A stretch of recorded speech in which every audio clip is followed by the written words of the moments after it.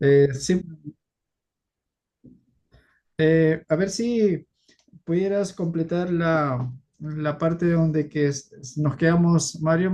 Estaba muy interesante esa sección Ujú. donde tuvo que pasar una cantidad de años, ¿no? Para que pueda, ¿no? Legitimarse, pues, ¿no? El tema a ver si nos pudieras continuar ahí. Y cuando hablamos de, o sea, hemos hablado de, me preguntaste acerca de los dogmas de la iglesia. Los dogmas de la iglesia son pues producto de, en primer lugar, de lo que se ha comentado en la tradición, de a partir de la fe popular, que luego, ya una vez que la iglesia los reconoce, después de estudios, análisis teológicos, etcétera, se proclama. Entonces, de la misma forma, no se puede decir ahora que pues la iglesia no va a proclamar más dogmas, ¿no? Es posible que sí. Actualmente tenemos uno en estudio, incluso el dogma de, también un dogma mariano, el dogma de María, Madre de la Iglesia, ¿no? Tenemos dentro de la iglesia cuatro ya, actualmente cuatro dogmas de María, pero tenemos uno más en estudio. Entonces, ¿a qué me voy con esto? Que si bien el canon se ha establecido ya a nivel de la Sagrada Escritura, Ujú. es muy poco probable que pueda añadirse o quitarse libros de de los cánones actuales. No se podría descartar del todo la idea que no, de repente que se puedan encontrar evidencias de otros textos que puedan llegarse a considerar también inspirados, ¿no? Sin embargo, sí tenemos actualmente en la iglesia, dentro de esta riqueza, eh, digamos, lingüística, textual, muchos escritos de diferentes padres, ¿no? Por ejemplo, mencionaba en aquel entonces, cuando hablábamos de la catolicidad de la iglesia, nosotros dónde encontramos el testimonio de que la iglesia se denomine católica, justamente en un escrito de San Clemente, la carta a los de Esmirna, que propiamente no corresponde al texto bíblico, pero que es un texto válido para la iglesia. Entonces, que se agreguen libros a la Biblia es muy poco probable. No quiero cerrar la posibilidad porque tampoco, no, bueno, yo no soy digamos, el dueño, el artífice de eso, ¿no? ¿Por qué? Porque, bueno, la iglesia en su rol de madre y maestra tiene todas las capacidades y atribuciones para hacerlo. Pero sí, dentro de la tradición y del magisterio se consideran escritos no bíblicos en los cuales podemos afirmar y encontrar, digamos, muchos extractos, fuentes de nuestra fe, ¿no?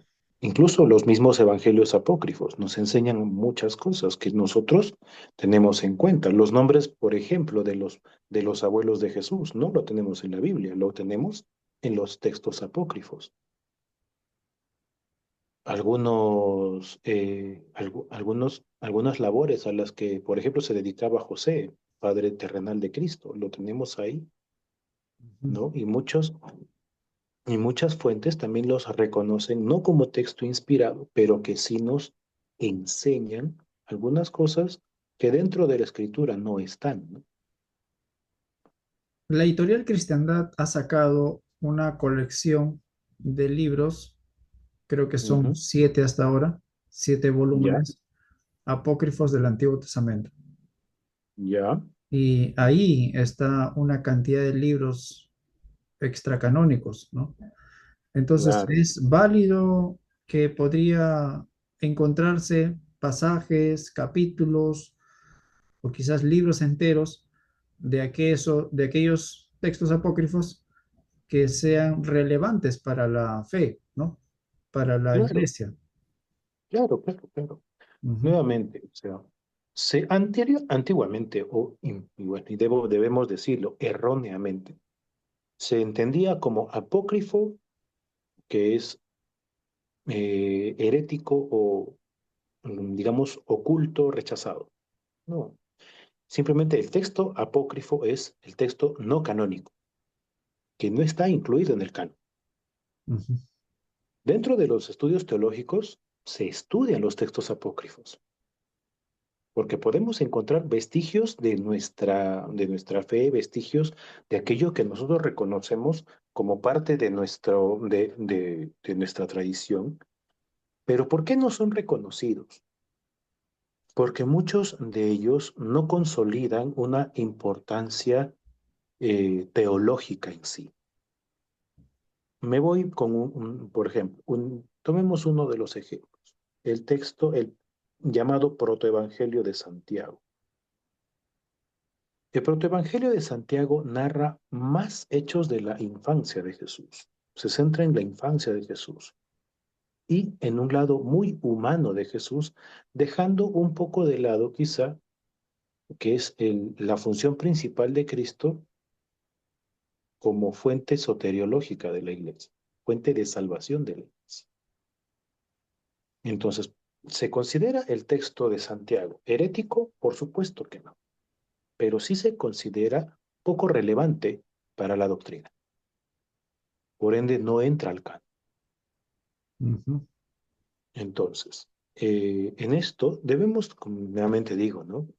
Quizás quitarnos algunos, como dentro de nuestra fe, quitarnos algunos tabúes.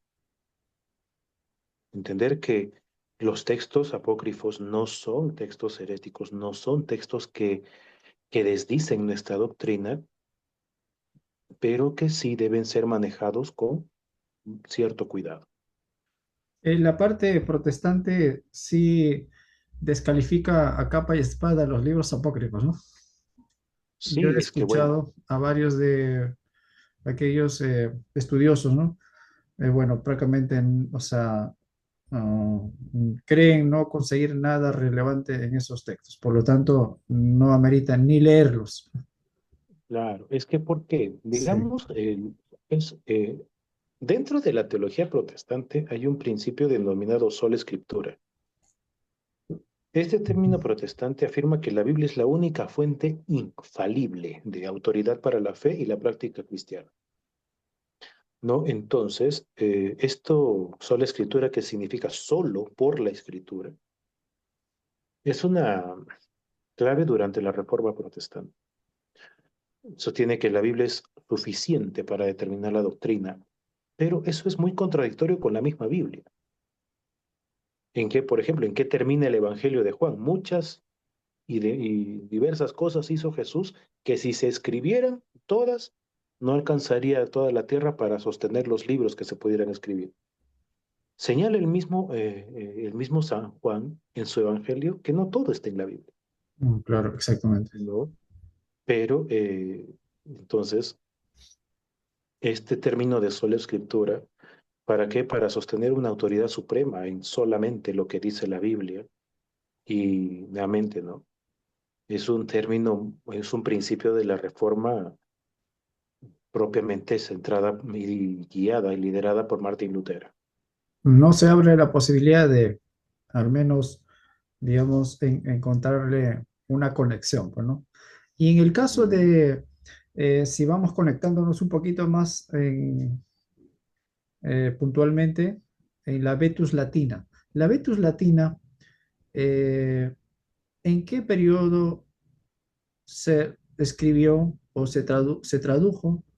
¿Quiénes fueron los responsables y si contenía también los libros ajá. deuterocanónicos?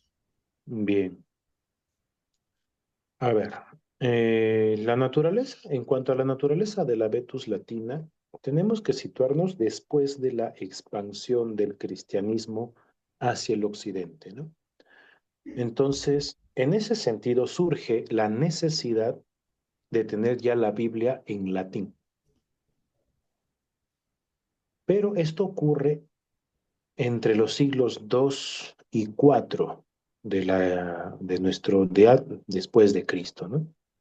Antes de la Vulgata, por eso ya hablamos de la Vetus Latina, ya circulaban diferentes traducciones de partes del Antiguo y Nuevo Testamento. Entonces, la Vetus Latina se tradujo principalmente desde el griego, no desde el hebreo. Ujú. Toma como fuente la Septuaginta y el texto griego original del Nuevo Testamento. La Vetus Latina va a reflejar la Biblia griega, entonces, usada por las comunidades primitivas. Lo que, bueno, voy a hacer remembranza también a lo que tuvimos en el primer encuentro. El mismo Jesús usó la Septuaginta, ¿no? Por eso reconocemos en esta su validez. Y la iglesia primigenia reconoce la validez de la Septuaginta y justamente de esta empiezan a traducir en el latín. Pero es un latín muchas veces, se puede decir, poco uniforme. No mantiene una estructura constante, ¿no? Tiene interferencias griegas y solía estar escrito en un latín muy rústico, de repente muy coloquial. Dentro de esta Vetus latina hay variantes notables, ¿no? Según las regiones. Tenemos algunas fuentes del África del Norte, de Roma, de las Galias, que tenían sus propios textos latinos.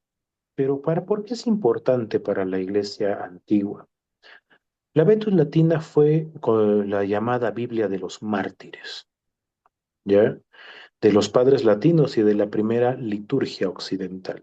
Entonces, ¿dónde encontramos rasgos de la Vetus latina? Por ejemplo, en los sermones de San Agustín.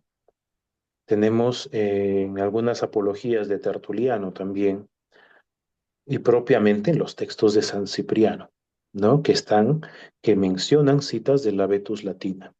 Entonces, en aquellos tiempos, en los primeros siglos de la Iglesia, esta Vetus latina era la Biblia que mantenía viva la tradición de la Iglesia, ¿no? Era filológicamente imperfecta, pero tenía mucha fecundidad a nivel espiritual para las primeras comunidades. ¿Por qué se da la traducción de la Vetus latina? A la, en- es una respuesta a la necesidad de la Iglesia a estructurar su liturgia. Recordemos que en la liturgia, hasta el día de hoy, nosotros compartimos durante el año litúrgico los textos de la Sagrada Escritura, ¿no? Incluso una cuenta promedio. Si nosotros fuéramos, muchas veces lo decimos, si fuéramos a misa todos los domingos durante 3 años, escuchamos toda la Biblia. En tres Y años. si fuéramos todos los días, en 2 años. Todo el contenido de la Biblia está dentro de nuestra liturgia. Entonces, estas primeras comunidades necesitan un texto uniforme para su liturgia y surge por eso la Vetus Latina. Pero que sí, digamos, surgen algunos problemitas con la Vetus Latina. Hay una enorme mezcla de versiones, provoca en algunos casos algunas confusiones. Había diferencias entre algunos manuscritos y su traducción en algunas regiones, entonces no existía un texto estable. A raíz de esto es lo que digamos, el Papa San Damaso I decide pedir una revisión para unificar las lecturas tanto litúrgicas como doctrinales. Y en esto se necesitaba ya una Biblia latina que fuera común para toda la iglesia. A raíz de esta Vetus latina, entonces, se toma la iniciativa ya para la Vulgata. Esa es la importancia que tiene la Vetus latina para nosotros. Fue No hablamos de un una base, texto como un estructurado, inicio. ¿no? Claro. digamos, que es la base fundamental para introducir a nuestra liturgia la, la Sagrada Escritura, para hacerla ya de un uso más orientado hacia el pueblo de Dios. Y ya recién, a raíz de eso y la necesidad de una traducción ya estable, unificada, es que San Damaso pide la traducción a San Jerónimo. Se sabe que por los informes que has mencionado, la Septuaginta fue una obra de 70 escribas, ¿no? Ujú, Se sabe, por lo que acabas de mencionar también, que San Jerónimo realizó la Vulgata Latina. ujú. ¿Y hay algún informe que nos indique quién fue el responsable de elaborar la Vetus Latina? ¿O fue una persona, fue un equipo? Ya.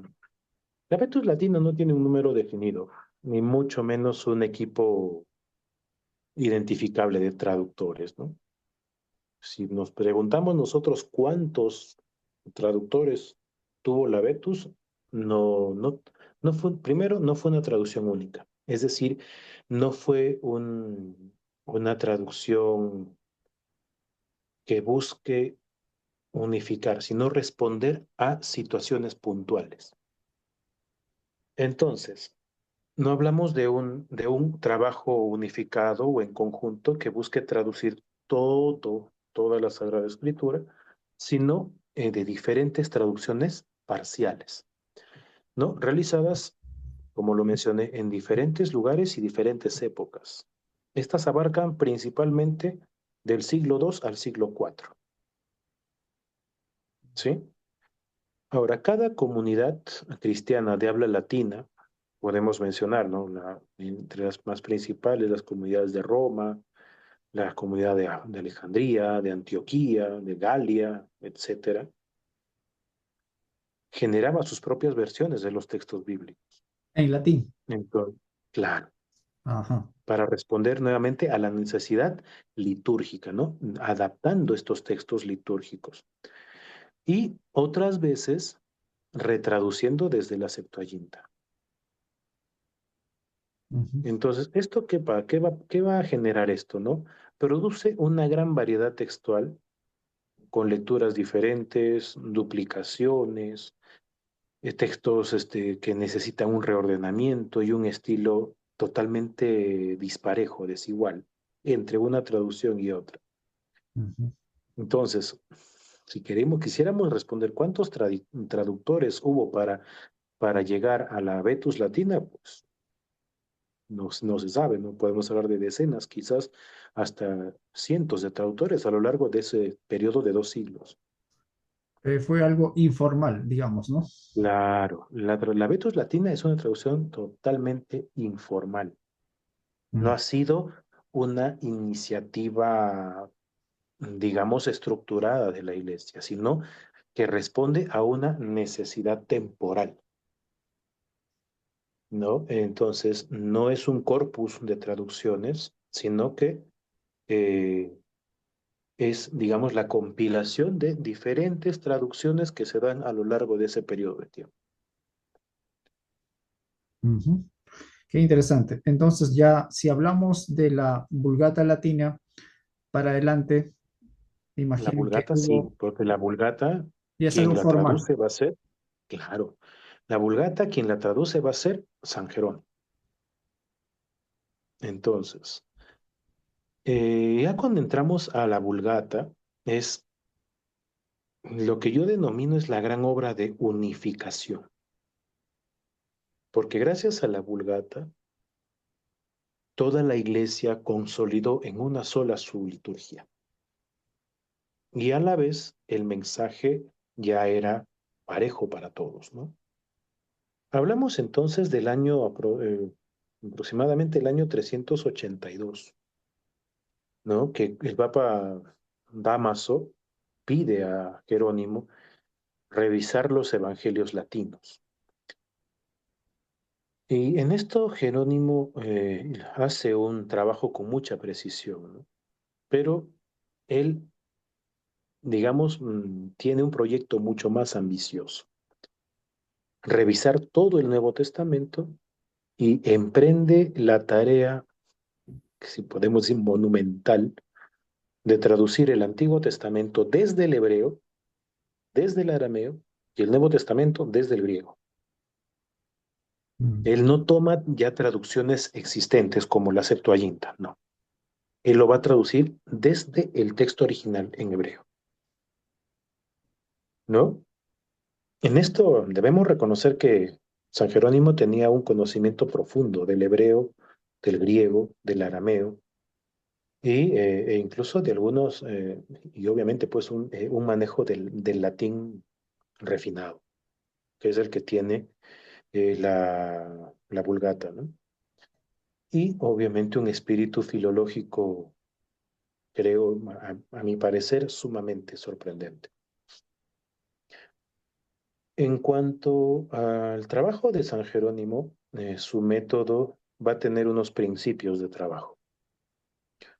Él se va a enfocar a volver a las fuentes. Por eso quiere traducir las escrituras desde su lengua original, el hebreo para el Antiguo Testamento, el griego para el Nuevo Testamento. Y su principal objetivo va a ser corregir las traducciones latinas, ya tomando manuscritos fiables, ¿no? Y busca, obviamente, unificar el texto, el estilo que tiene la Vulgata, para dar a la iglesia un texto con mucha más coherencia, con más claridad y teológicamente preciso. ¿Cuánto tiempo estamos hablando que le haya tomado a San Jerónimo poder realizar esa obra gigantesca? Uf. Algunos dicen que el tiempo que tradujo San Jerónimo, estamos hablando alrededor de entre 40 y 50 años, Mm. ¿no? Es lo que menciona un poco la tradición. Eh, pero sí, como digo, debo decir que ya la Vulgata circula de manera amplia desde el siglo V recién. Veamos que la iniciativa surge en el 382, 385 de iniciar este proyecto por parte del Papa, ¿no? Y la tarea la emprende San Jerónimo. Ahora, este término de vulgata ya sustituye a las diversas vetus latinas. Por eso vetus latina, la antigua, el antiguo latín, ¿no? Ya es, digamos, si se puede usar el término, sustituida o ya retomada en la Vulgata. Entonces, durante la Edad Media, la Vulgata fue la Biblia oficial de toda la cultura cristiana. La Estamos única hablando, Biblia que manejaba la iglesia era estamos la Vulgata. hablando del siglo V para adelante. ¿Aproximadamente hasta qué Claro. año o hasta qué periodo es considerada la versión o la Biblia oficial de la Bien, Vulgata Latina? ahí voy a ir. ¿Ya? Entonces, el Concilio de Trento, en el siglo XVI, la declara como texto auténtico en la liturgia. Esta es la parte más importante. El Concilio de Trento es uno de los concilios más importantes que tiene la Iglesia en respuesta a la Reforma Protestante, porque va a establecer justamente la Vulgata como la que le da autenticidad a la liturgia y la base a la doctrina, ¿no? No porque fuera perfecta filológicamente hablando, ¿no? Sino porque había sido el texto normativo de la Iglesia durante 15 siglos. O bueno, desde su traducción en el siglo IV hasta el Concilio de Trento, siglo XVI, hablamos de 12 siglos ininterrumpidos. Recién en el siglo XX, la Iglesia traduce la Nova Vulgata, ¿no? Que es una edición ya revisada, de repente ya conforme a los mejores manuscritos que ya son encontrados, son reevaluados y que actualmente es el texto litúrgico latino oficial. Pero Actualmente. recién hablamos del siglo XX, ¿no? Y es la Nova Vulgata, desde donde se traduce ya a las lenguas vernáculas para la liturgia de la iglesia en todo el mundo, ¿no? Lo que nosotros tenemos en los misales romanos, en los diferentes idiomas a nivel mundial, se traduce de la Nova Vulgata. Estamos hablando todo el Antiguo Testamento y el Nuevo Testamento. Claro, o sea, la Nova Vulgata no es una traducción independiente, por eso hablamos de Vulgata. Hablamos de una Nova Vulgata porque lo que hace es revisar toda la traducción que hizo San Jerónimo, ya pero conforme a unos manuscritos ya más fiables, mejores, y que busca actualizar, perdón, el lenguaje del texto litúrgico latino oficial. Ujú. Y durante ese periodo, desde el siglo IV, que apareció la Vulgata Latina, hasta el siglo XV, que se mantuvo la Vulgata, durante ese periodo se Ujú. hicieron, independientemente, se hicieron algunas revisiones o actualizaciones, quizás en el siglo VII o X, a la Vulgata Latina, o se mantuvo tal y cual hasta el surgimiento de la Nova Vulgata. Dentro de la iglesia se mantiene tal cual. ¿Por qué? Nuevamente hablamos de la intención de la traducción. La principal intención que tiene el Papa Dámaso I y el mismo San Jerónimo es unificar la liturgia de la iglesia, que toda la iglesia en todo el mundo usara una sola traducción, en todos los lugares donde estaba presente la iglesia, y que se hizo incluso mucho más constante hasta en la expansión también pues del cristianismo ya incluso en el siglo XV llegando a tierras de América, ¿no? Ujú. Pero no hablamos de una revisión. Sí, sí, de repente podemos hablar o se han manifestado otras traducciones no latinas. Entonces, digamos, ¿por qué se mantiene hasta el siglo XX o se mantiene ese texto latino hasta nuestros días, incluso con la Nova Vulgata? Por la necesidad de unificación. Muchos consideran el idioma latín como ya un idioma muerto, ¿no? Claro, porque no se habla de manera masiva, quizás, ¿no? Claro, pero en respuesta quizás a esa afirmación, el latín es el idioma oficial de la iglesia. Hasta ahora, ¿no? Y hasta la fecha, todos los documentos oficiales de la iglesia se producen en latín. Entonces, ¿por qué la necesidad de mantener el latín? Porque en el texto latino nosotros encontramos la riqueza de la verdadera doctrina, ¿no? Ujú. Y sobre todo la fidelidad al testimonio de la iglesia de Roma. Entonces podemos quizás un poquito aclarar si nos puedes aclarar un poco a esto, Mario. Ujú, De antemano, nuevamente eh, podría decirte gracias por el tiempo que nos brindas en poder darnos todas estas disertaciones. ujú, Obviamente hay muchos temas que se podrían quizás colar ahí, pero de todas maneras son muy claras, pues, ¿no? ujú, Durante este periodo de trabajo que ha fomentado la iglesia, ¿no? ujú, Por siglos, eh, todo teólogo, todo padre, digamos, no sé cuál es la jerarquía que manejan ahí, pero, ujú. o sea, tienen por válido y conocimiento sobre el latín, ¿no? Como, digamos, su segunda lengua. No como segunda lengua.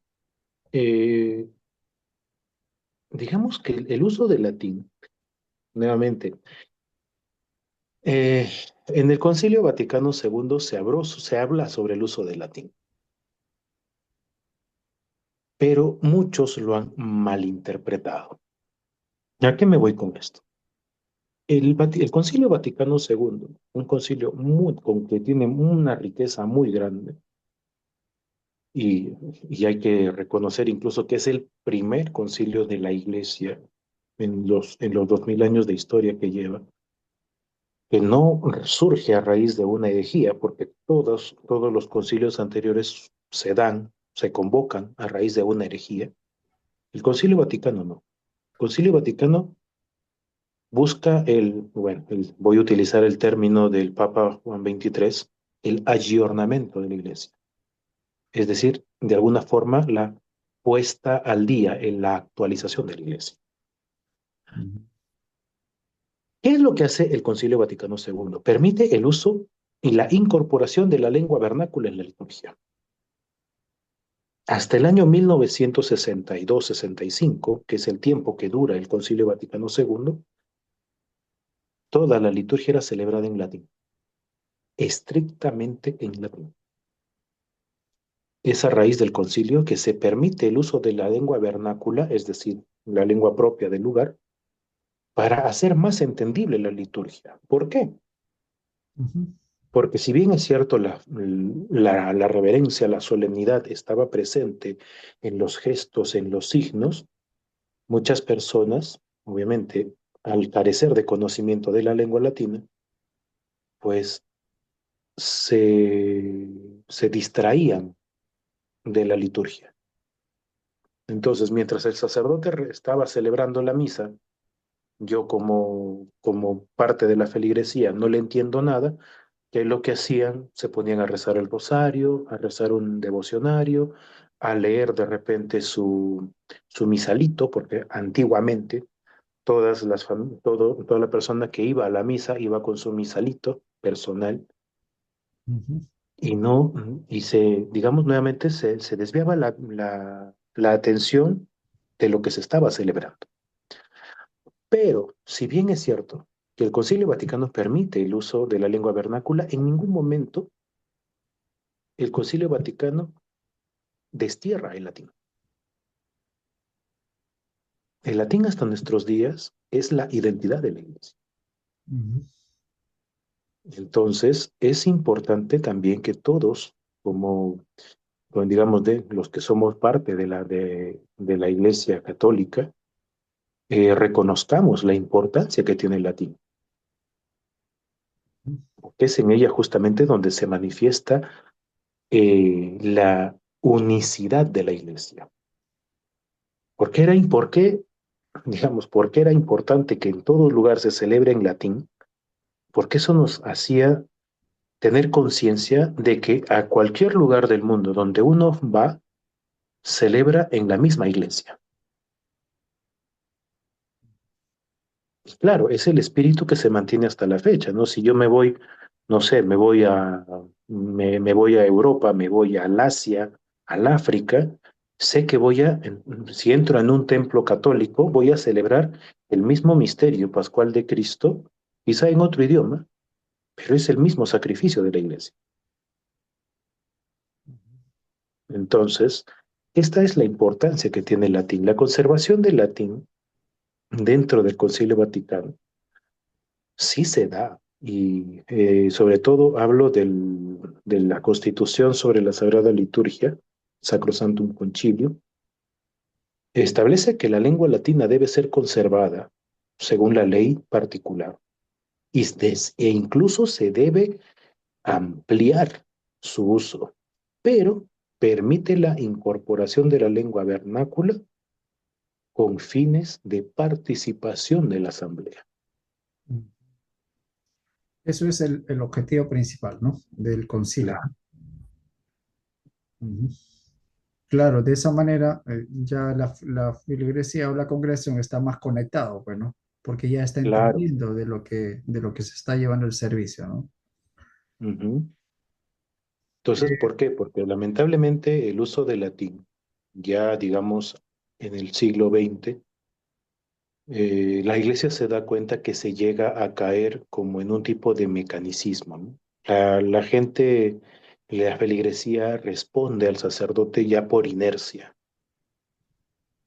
¿no? Dominus vobiscum, et cum spiritu tuo, pero no saben incluso lo que están diciendo. Ujú, A lo que ahora de repente el sacerdote, el Señor esté con ustedes, ¿no? Y con tu espíritu. Ya claro. hay una participación más propia, pero que bueno, Y los también integre muchas en veces la comprensión, ¿no? así es.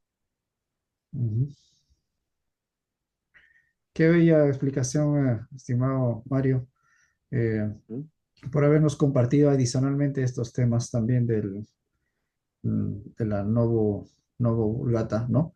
Y Nuevo otros, vulgario, sí. y otros detalles más adicionales que de todas maneras es muy complementario cada uno de los detalles que van surgiendo, ¿no?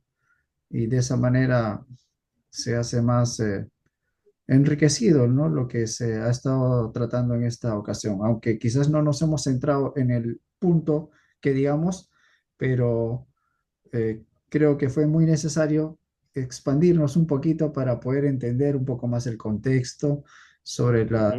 sobre incluso de las versiones oficiales de la Biblia, del texto transmitido, de la tradición escrita, ¿no?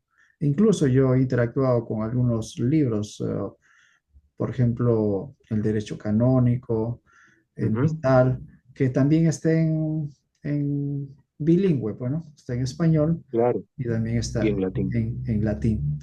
Y, o sea, como acabas de decir, todavía está vigente el latín, ¿no?